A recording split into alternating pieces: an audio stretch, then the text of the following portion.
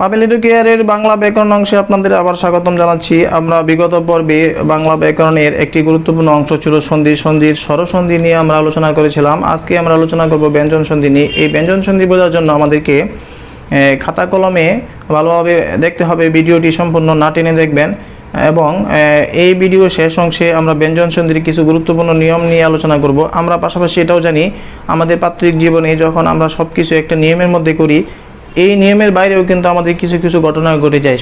সন্ধিও তার ব্যতিক্রম নয়। সেই ব্যতিক্রমের মধ্যে রয়েছে সন্ধি। নিয়ম অনুযায়ী আমরা বোঝার চেষ্টা করব, কিন্তু নিয়মের বাইরে যে সন্ধিটা হবে সেই সন্ধিকে আমরা বলবো নিপাতনের সিদ্ধ সন্ধি। অর্থাৎ যে সন্ধি কোনো নিয়মের মধ্যে পড়ে না তাকে আমরা নিপাতনের সিদ্ধ সন্ধি বলবো। তো চলুন আজকে আমরা ব্যঞ্জন সন্ধি নিয়ে আলোচনা শুরু করি।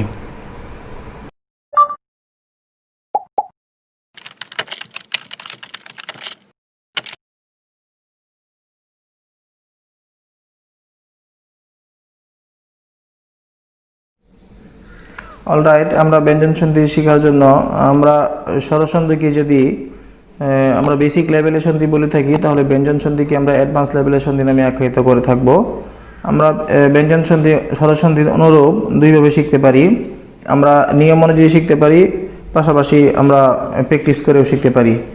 তথাপি আমরা নিয়মগুলো দেখব এবং প্র্যাকটিস করব। যদি আপনাদের কাছে কঠিন মনে হয় তাহলে শুধু প্র্যাকটিস করবেন। কিছু গুরুত্বপূর্ণ ব্যঞ্জন সন্ধি আমরা এই ভিডিও শেষ অংশে দিয়ে দিব, সেগুলো আপনারা প্র্যাকটিস করবেন। আরেকটি বিষয় হচ্ছে যে আমাদের পাপেল এডু কেয়ার, আপনারা যদি ফেসবুকে পাপেল এডু কেয়ার লিখে সার্চ দেন তাহলে আমাদের একটি পেজ এবং একটি গ্রুপ রয়েছে। আমরা সেই গ্রুপে পাপেল এডু কেয়ারের নিয়মিত যে শিটগুলো রয়েছে সেই শিটগুলো আমরা গ্রুপে আপলোড করব, তাই আপনারা গ্রুপে জয়েন করতে পারেন। তো আমরা যদি 1 নম্বর নিয়ম দেখি, তাহলে ক প্লাস স্বরধ্বনি। ক এর সাথে যদি কোনো স্বরধ্বনি আসে তাহলে সেটি হয়ে যাবে গ। চ প্লাস স্বরধ্বনি তাহলে হয়ে যাবে বোরকার জ। ট প্লাস স্বরধ্বনি তাহলে হবে ড বা ডাশনি র। ত প্লাস স্বরধ্বনি হবে দ এবং প প্লাস স্বরধ্বনি হবে ব। আমরা এই নিয়মটি দেখি। ক এর সাথে স্বরধ্বনি আসলে হয় গ, যেমন দিক যুগ অন্ত। এখানে দিক রয়েছে, দিকের ক এবং স্বরধ্বনি রয়েছে সরু অ, তাহলে গ হয়ে গেল দিগন্ত। আবার নিচ যুগ অন্ত, এখানে চ এর সাথে স্বরধ্বনি হয়ে গেল বোরকার জ, নিজন্ত। আবার শর্ট যুগ আনন, সরানন, এখানে ট এর সাথে স্বরধ্বনি সরায়া রয়েছে, তাহলে হয়ে গেল দশনী র। এবং তৎযুগ অবধি, তৎবধি। শুভ যুগ অন্ত, শুভন্ত, এখানে প এর সাথে স্বরধ্বনি যুক্ত হয়ে প এর সাথে স্বর যুক্ত হয়ে গেল ব, শুভন্তর ব। অনুরূপভাবে আমরা বাগীশ, তদন্ত, বাগরম্বর, কিদন্ত, সদানন্দ, সদুপায়, সদুপদেশ এবং জগনিন্দ এইগুলো করতে পারি। আমরা যদি পরবর্তী নিয়মটি দেখি, তাহলে স্বরধ্বনির সাথে যদি ছ যুক্ত হয় তাহলে চয় ছয় হবে। স্বরধ্বনির সাথে যদি ছ যুক্ত হয় তাহলে হবে চয় ছয়। যেমন 1 যুগ ছত্র, এক, এখানে এ স্বরধ্বনি এর সাথে যদি ছত্র ছ যুক্ত হয়ে গেল চয় ছয়, যেমন একচ্ছত্র। কথা যুগ ছলে, কথা আ, এখানে সরায়া যুগ ছলে সমান কথার ছলে। পরিযুগ ছদ সমান পরিচ্ছদ। আবার 3 নম্বর নিয়মে আমরা দেখি, ত ও দ এর পর যদি চ ও ছ থাকে তাহলে ত ও দ এর স্থানে চ হয়। অর্থাৎ ত ও দ এরপরে কি থাকবে, চ থাকতে পারে অথবা ছ থাকতে পারে। অর্থাৎ তর সাথে যদি চ থাকে এবং দর সাথে যদি ছ থাকে তাহলে এই ত এবং দ উঠে সেখানে কি হবে, সেখানে হবে চ। যেমন আমরা যদি বলি সৎ যুগ চিন্তা, এখানে সৎ মানে তর সাথে চ যুক্ত হয়েছে, তাহলে ত এবং চ যুক্ত হয়ে সেইখানে ত এর স্থলে কি হয়েছে চ, যেমন সৎ চিন্তা, এখানে চ দুইটা। আবার উদ্যুগ ছেদ, উচ্ছেদ। বিপদ যুগ চয়, যেমন বিপদ চয়। আবার যদি বলি বিপদ যুগ ছায়া সমান বিপদ ছায়া, এখানে আমাদের দ এর সাথে ছ রয়েছে, তাহলে দ উঠে সেখানে চ হলো, যেমন চ এবং ছ যুক্ত হয়েছে বিপদ ছায়া। আমরা দেখতে পারি আবার 4 নম্বর নিয়ম। 4 নম্বর নিয়মে আমরা দেখতে পারি ত ও দ এর পর বোরকার জ ও জ থাকলে ত ও দ এর স্থানে বোরকার জ হয়। আমরা পূর্বের নিয়মের মধ্যে এটি দেখব, ত ও দ উঠে সেখানে বোরকার জ হবে যেমন সৎ যুগ জন, এখানে ত রয়েছে, এর সাথে বর্গাজ্য রয়েছে, তাহলে বর্গাজ্য হবে সৎজন, দুইটা বর্গাজ্য সৎজন। বিপদ যুগ জাল, যেমন এখানে দ রয়েছে এবং বর্গাজ্য রয়েছে, তাহলে দ উঠে সেখানে কি হবে, বর্গাজ্য হবে, বিপদ জাল। কুদ যুগ জটিকা, এখানে ত রয়েছে এবং জ রয়েছে, তাহলে ত উঠে সেখানে বর্গাজ্য হবে, যেমন কুদ জটিকা। অনুরূপভাবে উজ্জ্বল, তোর জন্য এবং যাবজ্জীবন আমরা করতে পারি। 5 নম্বর নিয়মে আমরা দেখি 4 নম্বর নিয়মের মতোই, সেই ক্ষেত্রে ত ও দ এর পর তালব্য যদি থাকে তাহলে ত এর স্থানে চ এবং দ এর স্থানে কি হবে, ছ হবে। অর্থাৎ ত ও দ এর পর তালব্য থাকলে তর পরিবর্তে চ হবে এবং দর পরিবর্তে ছ হবে। যেমন উদ্যোগ শ্বাস, এখানে ত রয়েছে এবং তালব্য রয়েছে, তাহলে তর পরিবর্তে কি হবে, তর পরিবর্তে হবে চ, যেমন উচ্ছ্বাস। আবার উদ্যোগ শৃঙ্খল, যেমন তর পরিবর্তে তর সাথে তালব্য রয়েছে উচ্ছৃঙ্খল। 6 নম্বরে দেখি ত ও দ এর পর যদি হ থাকে তাহলে ত ও দ এর স্থানে ড হবে, যেমন উদ্যোগ দিন, উদ্দিন। আবার 7 নম্বরেও একই বিষয়, ত ও দ নিয়ে, ত ও দ এর পর যদি হ থাকে তাহলে ত ও দ এর স্থলে দ হবে, যেমন উদ্যোগ হার, এখানে ত রয়েছে হ রয়েছে, তাহলে উদ্ধার, দ হলো। পদ যুগ হতি, যেমন পদ্ধতি। এই নিয়মটি খুবই গুরুত্বপূর্ণ একটি নিয়ম। 8 নম্বর নিয়ম আমরা বোঝার চেষ্টা করি। বর্গের প্রথম ধ্বনি আগে থাকলে, এখানে বর্গ বলতে আমরা জানি ধ্বনিতত্ত্ব নিয়ে আমরা আলোচনা করেছিলাম, ভিডিওটি না দেখে থাকলে দেখে আসেন। ধ্বনিতত্ত্বের বর্গ বলেছিলাম ক বর্গীয় বর্গ, ত বর্গীয়, চ বর্গীয়, প বর্গীয় ইত্যাদি। বর্গের প্রথম ধ্বনি যদি আগে থাকে, যেমন আমরা যদি ক বর্গীয় ধ্বনি দেখি তাহলে ক বর্গীয় ধ্বনির প্রথম ধ্বনি হলো ক, এবং পরে যদি বর্গের তৃতীয় এবং চতুর্থ ধ্বনি, তৃতীয় ধ্বনি ক বর্গীয় ধ্বনির বর্ণের তৃতীয় ধ্বনি হলো গ, চতুর্থ ধ্বনি হলো ঘ, অথবা অন্তঃস্থ জ, অন্তঃস্থ র, ল, ব, হ যদি থাকে তাহলে প্রথম ধ্বনিটি তৃতীয় ধ্বনিতে পরিণত হবে। অর্থাৎ আমরা যদি দেখি বাক, এখানে বাক হলো ক বর্গীয় ধ্বনির প্রথম ধ্বনি ক, এর সাথে আমাদের যুক্ত হলো কি দ, বাক যুগ দান। এখানে দ হলো ত বর্গীয় ধ্বনি ত, থ, দ, দ হলো তৃতীয় বর্গ, তৃতীয় ধ্বনি বা তৃতীয় বর্ণ, তাহলে প্রথম বর্ণের সাথে তৃতীয় বর্ণ যুক্ত হয়ে কি হলো, এই ক বর্গীয় বর্ণের তৃতীয়, ক বর্গীয় ধ্বনির তৃতীয় বর্ণ হচ্ছে গ, তাহলে হয়ে গেল গ, বাক দান। অনুরূপভাবে স্বরযুগ যন্ত্র, স্বরযন্ত্র, এখানে ট বর্গীয় ধ্বনির প্রথম বর্ণ হচ্ছে ট এবং এখানে অন্তঃস্থ জ রয়েছে, তাহলে কি হয়ে যাবে, দশনী র। উদ্যোগ গাঠন, উদ্ঘাটন, উদ্যোগ যুগ, উদ্যোগ। অনুরূপভাবে তদ্যুগ রূপ, তদ্রূপ।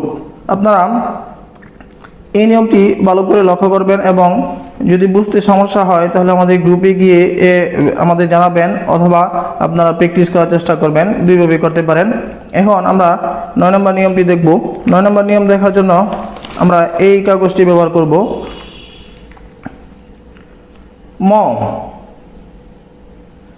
ম এর পর যে কোনো বর্গীয় ধ্বনি থাকলে ম ধ্বনিটি সেই বর্গের নাসিক্য ধ্বনি হয়।